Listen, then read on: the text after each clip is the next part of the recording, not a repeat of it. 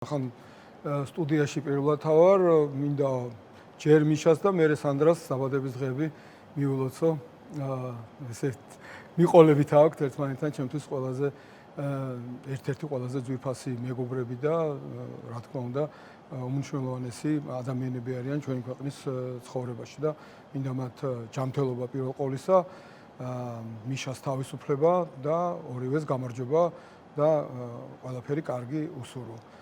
რომ მომავალი წელიწადი ყოფილიყოს ისეთი, როგორიც ყველა პატრიოტ ქართველს გაუხარდება და ასეთები არიან მიშაც და სანდრაც. ეხლა რაც შეეხება მისი პოსტი ახსენეთ თქვენ და ლილვაშვილი, ჩვენ ეს პოსტი ისე არ უნდა გავიგოთ, თითქოს თანაბრად ივანიშვილი, ასე ვთქვათ, ეთამაშება პუტინს და ამერიკელებს. ის არის პუტინის კაცი. მე წავიკითხე სააკაშვილის მოსაზრება, მაგრამ შეიძლება მაგის ინტერპრეტაციას ვახსენ ახლა. ვეთანხმებოდიან არ ვეთანხმებ. ხო და მე ჩემს მოსაზრებას ვამბობ, რომ ვინმე მასე არ აღიქვას თქო. ივანიშვილი არის პუტინის კაცი, პუტინის გეგმის შესაბამისად თავის დროზე საქართველოში გამოგზავნილი და ის ასე ვთქვათ ოპერაცია ასე ვთქვათ დაიწყო მაშინ, როდესაც დაიწყო ის ჩადება ფულის იმ საქმეში, რასაც ქვია სახელის მოხვეჭა, იმიჯის შექმნა ივანიშვილისთვის, რომ აი ეს ეკლესიას აგებს, აი ჭორვილას ასე ვთქვათ ქმნის ჭორვილად, ეხმარება ხელოვნების მუშაკებს, სპორტის მუშაკებს და მოკლედ კაი კაცია რა. მათ შორის თქვენს ხელისუფლებასაც საწყის ეტაპზე ისე. ხო, მე ინდივიდუალურად ვლაპარაკობ და ჩვენ ხელისუფლებას ასევე ეხმარებოდა, ბუნებრივია და ეს იყო ამ გეგმის ნაწილი, რომ ის არის კარგი კაცი, მისაღები კაცი საზოგადოებისთვის, პროდასავლელი პრინციპში, იმიტომ რომ მოეხერხებია ის 2011 წელს, რაც მას მოახერხა, პროდასავლური პარტიები შემოიკრიბა ძირითადად, ხო, მის გარშემო. ეხლა იმ პარტიების წარმომადგენლებს, რაც არ უნდა მე მათ დამიკრიტიკულად ვიყო განწყობილი ან განსხვავებული აზრი გქონდეს, რო ცოდნოდა დაენახათ ივანიშვილი რა არის სინამდვილეში, ცოდნოდათ ეს და გაეშიფრათ და რაც დღეს ნიღაბი აქვს ჩამოხსნილი, ეს ცოდნოდათ ვინ იყო, აბსოლუტურად დარწმუნებული ვარ, კიდევ ერთხელ მივხვდით იმისა, რომ ძალიან განსხვავებულები ვარ და ერთმანეთის მიმართ კრიტიკულად ვარ, დარწმუნებული ვარ, იმას არიზამდნენ, იმ ცოდვას არ ჩაიდგენდნენ, რომ მის გარშემო არ შემოიკრიბებოდნენ, ბუნებრივია და არ დაუწყებდნენ ბრძოლას იმ ხელისუფლებას, რომლის მონაპოვარსაც ანგრევს სწორედ ბიძინა ივანიშვილი.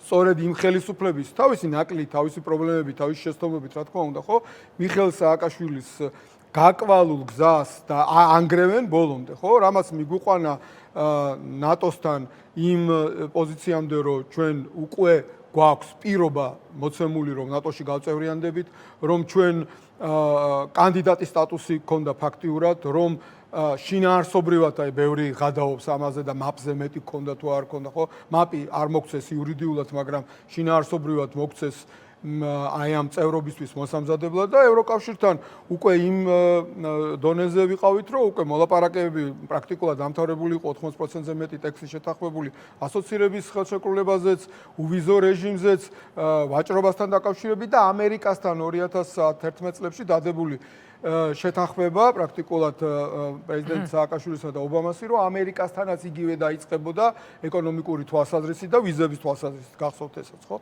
ხო და ეხლა აღარ ვლაპარაკობ იმ პოლიციაზე, კორუფციასთან ბრძოლაზე. მე დღევანდელზე მინდა. ხო და რატომ ამბობ, რომ ეს იყო სპეცოპერაცია პუტინის მიერ დადგმული და ეს სპეცოპერაცია გრძელდება. ის კი არ არის, რომ თქვათ, როგორც ამერიკელებს ეთამაშება ივანიშვილი, ამას გაბედავს და იმასაც პუტინსაც ასე წაეთამაშება. არა, უბრალოდ რა თქმა უნდა, რახან მისი გზავნილი ეს არის, რახან მე მენდობი ამ ქვეყანაში და მე დამნიშნე, აი, რა ვიცი, აი ბოსად თუ რაღაცა ატამანად, აი როგორც არის ჩეჩნეთში კადიროვი, ხო? კადიროვიც რაღაცეებს აკეთებს რუსი ჩინოვნიკების წინააღმდეგ, მაგალითად, რაღაც რუს გენერლებს უპირისპირდება, ბედავს ამას, ხო? და ეს რა გზავნილია, რომ მე თუ არ აქვს ბატონო გამოგზავნილი ამ ტერიტორიაზე რომ მე წარმართო პროცესი ლუკაშენკოც იგივეს აკეთებს გავს რაღაცებს აკეთებს ხო მაშინ მე მომანდე ბოლომდე სიტუაცია და რომც იყოს შენს ვიღაცა გენერლებთან თუ საშუალო რანგის ტიპებთან სხვა ტიპები კავშირში მე მივხედავ ამას რა მაგრამ აქ ეხლა რა რეალობა გვაქვს უყურეთ მიშა სტატუსი რომ წავიკითხე თქვენ თქვით რომ მე განსხვავებული მოსაზრება მაქვს მაგრამ აი ამერიკელებიც რომ ყავს ნახსენები არა მე ესე გავიგე ყოველ შემთხვევაში არა ასე არ უნდა აღვიქვათ ეს არ უნდა აღვიქვათო და ანუ მე მაგალითად გავიხსენებდი რომ ლილუაშვილი იყო გადადგომამდე ერთადერთი კაცი რომელიც ამერიკელებთან მოსალაპარაკებლად გაგზავნა ხო ივანიშვილმა და სხვა შორის ის არ იყო დასანქცირებულთა შორის ეს ძალიან საინტერესო ეს აღნიშნა კიდევ მიშამ რატომაც დღევანდელი რეალობა გიორგი, როდესაც მთავარი დასაყრდენი ფიგურები და ჩვენ საუბრობთ ძალიან გავლენიან ხალხზე წლების განმავლობაში. ღარიბაშვილი, ლილუაშვილი, გომელაური გამოეცალა. ქარსელაძე, ფარცხალაძე მაცახლებში ჩატარებული ჩხრეკა იმას ნიშნავს, რომ მათი დროც მალე დადგება. ჯუანშერი რიჟვაძე არ დაგვაუწყდეს. ამხელა რეგიონის რიჟვაძე არ დაგვაუწყდეს. ხო, ეს მაგამდე მივდიოდი. ბურჭულაძე, მიქაუტაძე, ეს ყველაფერი მთელი ეს სკანდალები დაიწყო თორნიკე რიჟვაძით. ალბათ პირველი იქნებოდა თორნიკე რიჟვაძე, რომელსაც სავარაუდოდ გაუშვებდნენ იზოლატორში, ან მინიმუმ ღარიბაშვილისნაირად განსასჯელი სკამზე დასვამდნენ, უბრალოდ მოხდა ის, რაც მოხდა თვითმკვლელობის მცდელობა, ხო? აჭარის ყოფილი ლიდერის მხრიდან. როგორც ხელისუფლება ამბობს თვითმკვლელობის მცდელობა. როგორც ამბობს, კი ბატონო, ჩვენ არ მოგვისმენია ამ წუთამდე თორნიკე რიჟვაძისგან არანაირი განმარტება. ეხლა მაინტერესებს რა შეფასებას აძლევთ. მე ვამბობ, შესავალში ვთქვი, გავიმეორებ, კობახიძე მოიგო 100-0. მოიგო და მთავარი ძველი, აი ეს ხალხი, ეს დასაყრდე პაიკები იყვნენ, ივანიშვილის პაიკები, რასაკვირველია, მაგრამ ამ პაიკებზე იდგა ივანიშვილი ამდენი წელი და ისინი გამოაცალათ ან გაანულა. რეპუტაციულად ისე გაანულა, რომ ვეღარ წარმომიდგენია, როდესმე მათი რეპუტაციული გაჯანსაღება, ასე შეიძლება ვთქვათ, საზოგადოების თვალში და პირველ რიგში ქართული ოცნების და მათი მხარდამჭერების თვალში. რა პროცესია ეს? ძალიან მარტივია ბანდის შიგნით გადანაწილება ამ პოზიციების მართალი ხართ გეთანხმებით ამ ბანდის შიგნით ერთ-ერთმა ჭანჭიკმა რომელზედაც ფსონი დადო ახლა ამ ეტაპზე დროებით რა თქმა უნდა ატამანმა ამ მაფიის ბოსმა ამ არაფორმალურმა ქართული გვარის მქონე რუსმა ოლიგარქმა ამ ეტაპზე მოუგო სხვებს იმიტომ რომ აქ ხო დიდი ფული კეთდება აქ ხო ასობით მილიონებზე და მილიარდებზეა საუბარი, ხო? ერთმა ჯიხურმა 700 მილიონი რუსული ფული გაატეთრა ხო და აი ხა ეგ ვიმეს, ხო? ეგ აღარ სახსოვთ უკვე, ხო? ერთმა ჯიხურმა. წარმოგიდგენთ, ერთმა ჯიხურმაო. და რამდენ ჯიხურზეა საუბარი და კოლცენტრებიო.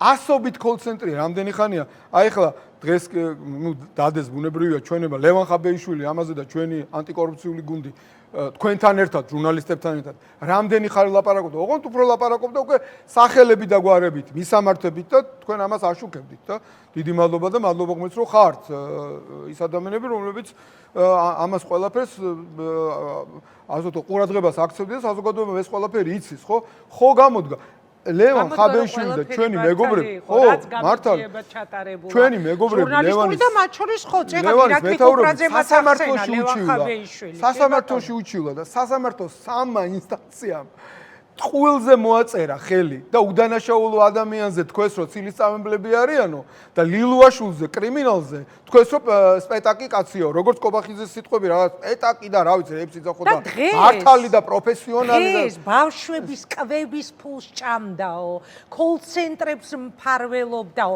ბიზნესმენებს ქრთამს ძალავდაო ანუ წარმოუდგენელია საწყალი ეს გამომძიებელი ჟურნალისტები გიორგი აი ნოდარ მელაძე მაგალითად სულ არის ხომე მის გუნდთან ერთად თავდასხმის როგორი ობიექტი, ხო, სუბიექტი.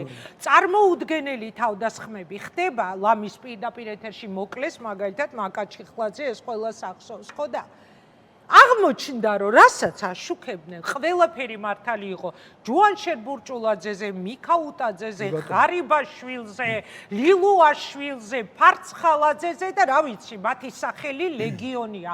აღმოჩნდა რომ მათი სახელი ლეგიონია, იმიტომ რომ ყველაზე გვეუბნებია რომ კორუფციაში იყო გასული. ეგ ისდაც ვიცოდით 100-ია და მათი დანაშაული ბევრად უფრო მძიმეა. რა პროცესი? აი ამის ახსნა. აი ამ ბანდის შიგნით, როდესაც ამათმა გადააჭარბეს თავიანთ ჯიბეში ფულის ჩადებას და დაუმალეს ატამანს, დაუმალეს ბოსმა დასაჯა, იმიტომ რომ ყველაფერი, აი მართლა არის ფულის გარშემო. ანუ უკონტროლო ფული აღმოაჩინა მათ. ზედმეტი ფული, აბა ჯერ კიდევ რიჟვაძეზე თქვი. ეგ იყო რიჟვაძეს მაგას თხოვდნენ, რომ ფული მაიტა. შენ რომ ამდენი მოიტა დაუთვალეს, რომ ამდენი გაქვს მოპარული, თქვა გაქვს მოპარული 500 მილიონი დოლარი, აქედან შენ შეიძლება დაიტოვო 200, მაგრამ 300 უნდა დააბრუნო. და მიუტანო უფროს რა და ზედმეტი გაქვს წაღებული რა, თორე რატო წაიღეო იმაზე კი არ იყო საუბარი. აი ეს ამაზეა, მთელი სისტემა ამაზე არის აგებული და რახან ესენი არიან ფულის გარშემო, ფულის გამო სამშობლოს ყიდიან, სახელზე, მათ რეპუტაციაზე, რამე ადამიანურ ელემენტარულ რაღაცა ღირსებაზე ლაპარაკი ხო არა, ყველაფერზე ხელი მოაწერეს, ხო? სამშობლოს რო გაყიდი და თავარ პარტნიორებს პოლიტიკური თვალსაზრისით უკვე რო დავიწყოთ ლაპარაკი რო აგინებდა ფაქტიურად რუსულ პოლიტიკას ახორციელებ, ხო ხა მეტი რა უნდა გააკეთო ამაზე უფრო უარესი პოლიტიკაში მყოფმა ადამიანმა და ხელისუფლებაში მყოფმა ადამიანმა, ანუ საკუთარ დედას ყიდიან რო იტყვიან, ხო? ამიტომ ფულის მოპარვა და ფულის მათ ჟარგონზე რო ვიხმაროთ, ფულის მოტეხვა გუნდის შიგნით, გუნდის კი არა, ამ ბანდის შიგნით, ამ დაჯგუფების შიგნით, გუნდი კარგი სიტყვაა და არ უნდა გამოვიყენოს ხოთაშორის ამ ბანდასთან მიმართებაში. ამ დაჯგუფების შიგნით ფულის მოტეხვა, ეს არის ყველაზე დიდი ცოდვა. ნუ, ასე ვთქვათ, მაფიის ბოსის მიმართ ღალატის ჩადენის შემდეგ. ხო, ესეც ანალოგიო ამდაგვარი ცოდვა არის, რომელიც უპატიებელი ცოდვაა და ამიტომ ბიზნესამ თქვა რომ აი ხედავ, ხო იყვნენ ესენი ყველაზე მაღალი თანამდებობის პირები, ხო იყვნენ ძალიან გავლენიანები, ხო აკეთებდნენ დიდ ფულს, როგორც კი მათ ის უპატიებელი ცოდვა ჩაიდინეს, რასაც ფულის მოტეხვა ქვია ჩემთვის. დედა ეტირა ყველას. ანუ ფულის კეთება ნებადართულია, ოღონდ ჩემთან უნდა იყოს გავლენა რაოდენობით. მას აქვს უფლება სიტყვაზე დაიტოვოს 1/4, 3/4 უნდა მივიდეს ბიზნეს ჯიბეში. არ ვიცი, აი ამაზე წარმოუდგენელი მართლა ძალიან მარტივი სქემაა სინამდვილეში. სუსის ეგ შეებს, რომელსაც სხვათა შორის პრემიერობას უცინასწარმეტყველებდნენ, სანამ კობახიძე ჩაანაცვლებდა ღარიბაშვილს, სუსის ეგ შეებს დღეს მთავარი პროკურორი თუ გენერალური პროკურორი გამოვიდა და ბრალად 4 ეპიზოდიდან წარუდგინეს ბავშვების საკვების ფული. აი ამაზე დიდი უბედურება მე არ ვიცი სახელმწიფო მოხელისთვის რა შეიძლება იყოს, ან მაგალითად ჯარისკაცების ჯანდაცვისთვის საჭირო ფული, რომელიც ბრალდებათ აქვს წარდგენილი ჯუანშერ ბურჭულაძე. დედას გაყიდიან. წარმოუდგენელია. ანუ ბიზნესს აკეთებ, ოკეი, გასაგებია, ყველაფერი გასაგებია. ბავშვების კვების ფული, ჯარისკაცების ფული და მაგრამ რა გამოდის? აი თქვენ როგორ ფიქრობთ? ხო იციან რომ ძალიან ზარალდებიან ამით. გამორიცხულია რომ მათივე ამორჩეველი ამაზე არ ფიქრობდნენ, რა ბავშვების ფული. იციან, მაგრამ მაფიის ბოსს მიაჩნია რომ კიდევ უფრო მეტად დაზარალდება თუ მისთვის ფულის მომპარავები არ დაისჯებიან.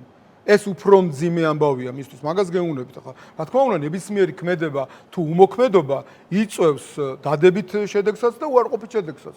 იციან რომ ზარალდებენ, მაგრამ ძალიან ტვინს ნუიჭრიტავთ, რომ იტყვიან წინა მასთან ირაკლისთანაც საუბარსაც მოვახერხე, მოვისმინე. ძალიან ნუიტანჯები. ძალიან მარტივია თქო. ძალიან მარტივია. არა,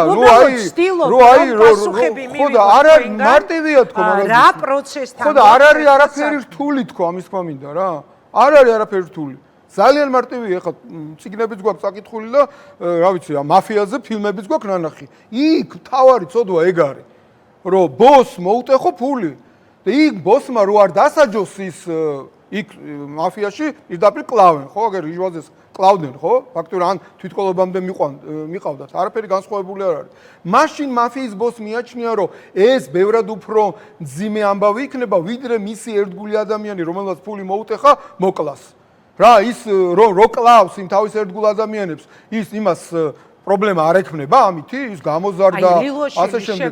იგივე სქემა არის. აი ეს მაფიოზური სქემა გადმოიტანეს, მაფიოზური აზროვნება, ქურდული ეს მენტალიტეტი გადმოიტანეს და დაამყენეს სახელმწიფოზე. სახელმწიფო არის აი ასე იმართება მაფიოზური სქემით. პლუს ამას ზემოდან თავზე უკვე პოლიტიკური თვალსაზრისით ადგას რუსეთის ინტერესი და ეს ერთი მეორეს აძლიერებს. აი ეს სქემა როცა არის, ყველა დამნაშავეა ახლა აი ამ სისტემაში. ამიტომ ვისაც ხელი არ უნდა დაადოს, ყველაზე იცის ბიზნა ივანიშვილი, რომ აქვს კომპრომატი. ყველაზე არის ნებისმიერ მომენტში შესაძლებელი პროკურატურამ საქმე აღძრას. იმიტომ რომ ყველა ერთნაირად გამყიდველები, ნაძირლები, ბავშვის ფულის მომპარავები, ჯარისკაცების ფულის მომპარავები და სამშობლოს გამყიდველები საკუთარ სამშობლოს ადანაშაულობენ რუსეთის ნაცვლად, რუსეთ-საქართველოს ომში. აი რაზე არის საერთოდ ლაპარაკი? აი რა არის საერთოდ რა ქართველობაზე? აი მაგალითად როგორც ეს უტიფრად მოიგონეს რაღაცა თემა, ვითომ ვიღაცა ის გარეჯი საქართველოს გეგონება ნაციონალურ მოძრაობა ამბობდა რომ გარეჯი საქართველოს არ არის. დაივიწყა ეს TV ამ რუსი კრემლის საინფორმაციო ამ სტრუქტურებმა, ამ TV ნადეჟდამ და სხვა. აღარ არის, ხო, გარეჯი საქართველოს აღარ რატო აღარ არის? არსად. არათუ ტიტრებში აღარ არის ყველა მორბენალის ტრიქონი რო გქონდათ რომ გარეჯი საქართველოსა. საერთოდ ხმას არ იღებს არც ეს ნადეჟდა და არც მისი უფროსები, ხო? აი ამდენად უტიფრები არიან. ლაპარაკობენ ქართველობაზე და გელათი თავზე გვენგრევა, ეხლა რა ვიცი, ლპება, ისეთ რაღაცა შეფუთვა გაუკეთეს, სოკო ჩდება და ასე შემდეგ, ხო, საყდრისის აფეთქება. რამდენი რამ ჩვენ თვალწინ მოხდა და ვამბობდით ამას მიხეილ სააკაშვილის ლიდერობით, უკვე მე-14 წელიწადია ვამბობთ, რომ ესენი არიან მოღალატეები, სამშობლოს მოღალატეები, მაფიოზები. ესენი არიან ის ხალხი, რომელიც ახორციელებს საქართველოში პუტინის გეგმას, რომ საქართველო, რაც ახლა უკვე ყველა ბოლო იდიოტმაც კი გაიგო, რომ საქართველო მოწყვიტოს მის ნამდვილ მეგობრებს, რომლებზედაც დგას საქართველოს რუსეთის მიერ დროებით ოკუპირებული ძირძველი ტერიტორიების დროებით ოკუპირებული არაღიარების პოლიტიკა, რომელთა სამყარო არ არის იდეალური, იმიტომ რომ დედამიწაზე 64 არ არის, დედამიწაზე ყველანაირი პრობლემა შეიძლება არსებობდეს, მაგრამ 100 თავით რომ ჯობია ეს სამყარო, დასავლური სამყარო, აი ამ აღმოსავლურ, ველურ, მონღოლური აზროვნების სამყაროს რუსეთსა და დასავლეთზე არის საუბარი და ჩვენმა ხალხმა გააკეთა ცივილიზაციული არჩევანი დიდი ხნის წინ და დავით აღმაშენებელი ამბობდა, ხო, რომ ბერძნებთან იყავითო, ხო? ანუ ეს ანდერძი დაგვიტოვა. დავით აღმაშენებელი ეს ჩვენ კი არ მოგვიგონია ვინმეს არ, ვინ დღევანდელ ქართველებს ეს თავში რაღაცა შემთხვევით კი არ დაგვეცა. ეს ჩვენ ვართ ევროპელები და ამიტომ გვირჩევნია ის სამყარო. თავისი პრობლემებით ჩვენ რო ევროკავშირის წევრი ვიქნებით თუ მანამდე ვიცოცხლე და რა ვიცი, ან რუსეთის ციხეში არ აღმოჩნდი, ან სხვაგან და მექნა საშუალება საუბრის ძალიან კრიტიკული ვიქნები ევროკავშირის მიმართ. ძალიან კრიტიკული ვიქნები ჩემი პარტნიორების მიმართ, როცა უკვე იქ ვიქნები. იმიტომ რომ იქ მე უკვე სხვა საკითხები იქნება, გადასაწყვეტი უფრო მეტი გვენდომება, უფრო მეტი საშუალებები რო გქონდეს, ხო? ამაზეა საუბარი და უნაკლო კი არაფერი არ და აი ეს არის, ამიტომ ყველა არ ვიწვალოთ. აი ეს სქემაა, ძალიან მარტივი სქემაა, მაფიოზური, ამიტომ დასკვნის სახით მინდა ვთქვა, უკვე დაწყებულია ეს პროცესები არასამთავრობო სექტორშიც, აი სამოქალაქო აქტივისტებშიც და პოლიტიკურ პარტიებშიც, რომ მივიდეთ ყველანი აზრამდე, რომ უნდა გავერთიანდეთ, სიმართლე დაუპირისპიროთ, ჩვენი სიმტკიცე, ჩვენი გაუტეხლობა უნდა დაუპირისპიროთ ამ ძალას და თუ ჩვენ ვიქნებით ყველანი, ყველა ქართველი პატრიოტი განურჩევლად პროფესიისა, ერთად მე აბსოლუტურად დარწმუნებული ვარ, არაძალადობრივად უსისხლოთ, მაგრამ ამათ პრინციპული ბრძოლით და ბოლომდე ბრძოლით აუცილებლად გავისტუმრებთ პოლიტიკურ სანაგვეზე და საქართველო აუცილებლად დაუბრუნდება ნამდვილ გზას, ევროკავშირში და ნატოში გაწევრიანების გზად, რითაც საქართველოს აუცილებლად გავამთლიანებთ და ის იქნება აი ყველანი მოვესწრებით ამას, როგორც ჩვენ ავაშენებთ ისეთ საქართველოს, რომლითაც კიდევ ერთხელ ყველანი ვიამაყებთ. მადლობა გიორგი. რა მოლოდინი გაქვთ გაგრძელდება ეს კორუფციასთან ბრძოლის სახელით დაწყებული კამპანია ქართული თუ დაჭირდა იმის მიხედვით ეხლა თუ ვიზე ფიქრობ რომ შესაძლებელია შემდეგი აღმოჩნდეს ვინც მეტნაკლებად მაინც გატოქტება, ვინც ფულს რომ ხო წაუყენეს ფული მოიტანეთო ხო, ვინც ფულს არ დააბრუნებს და გაძალიანდება, ასე ვთქვათ, იმას ყველას იგივეს გაუკეთებენ და ეს არის გაკვეთილი კობახიძისთვის, გაკვეთილი სხვებისთვის, დინარაძისთვის, რომ თქვენ თუ ასე მოიქცევით, იგივე მოგივათ. რომ აღარ განმეორდეს ფულის მოპარვის ბიზნა ივანიშვილისთვის პრეცედენტი. ეს ყველაზე მთავარი რამეა, იმიტომ რომ კიდევ ერთხელ მომო ფულისთვის სამშობლოს და დედას ყიდიან, ამიტომ ფულის მოპარვა ისჯება მაქსიმალური სასჯელით. აი გვაქვს სახეზე ყველაფერი ძალიან მარტივად და გასაგებია. აქვს ერთ-ერთი უმძიმესი ბრალი აქვს ეხლა სუსის ყოფილ უფროს წარდგენილი. უმძიმეს ამბავი არის საქართველოს თავს. ჩვენ თავს არის საქართველოს მოქალაქეების თავს იმიტომ რომ აი საქართველოს იცლება ამდენი აი გაწამებული ადამიანი და რომელმაც აქ ვერ მონახა თავისი ადგილი და ჩვენ რა დღეში ვართ ყველანი აი ბევრი არის სასოწარკვეთას მიცემული უპერსპექტივობა და არიციან ადამიანება ეკონომიკური თვალსაზრისით თავი როგორ ახალი წელი მოდის შობა მოდის ხო ელემენტარული საშუალება რა აქვს ხალხს და ეს აი ამ ადამიანებს სამაგეროთ ფერარის მაღაზია გაიხსნა და სანახაობა რა შეიძლება იყოს სამარტო საკანში გაშვებული სუსის ექშეფი. მადლობა გიორგი, წარმატებას გისურვებთ. თუ არ შევხვდებით მეც გილოცავთ ახალ წლამდე თუ ვეღარ გნახავთ, წარმატებული წელი გქონდეთ.